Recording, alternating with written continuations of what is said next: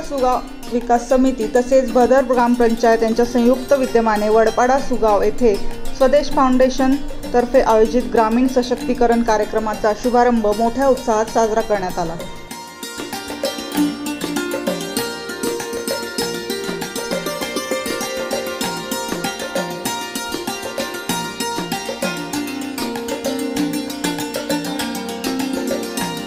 या कार्यक्रमाच्या पहिल्या दिवशी वीर आद्य क्रांतिकारक बिरसा मुंडा यांच्या प्रतिमेला पूजन करून उद्घाटन करण्यात आले।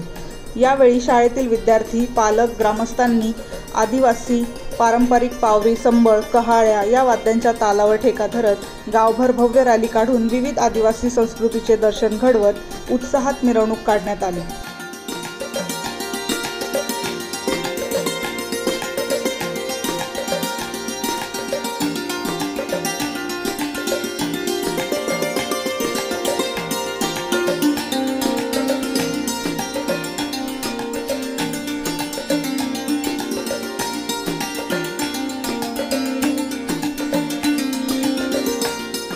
जात्यावर दळण दळणे, सुपाने पाखडणे, पारंपरिक वाहने आदी लोकसंस्कृती यांची देवाणघेवाण, पावरी, संबळ यांसारख्या पारंपरिक कलांचे उत्कृष्ट सादरीकरण करण्यात आले।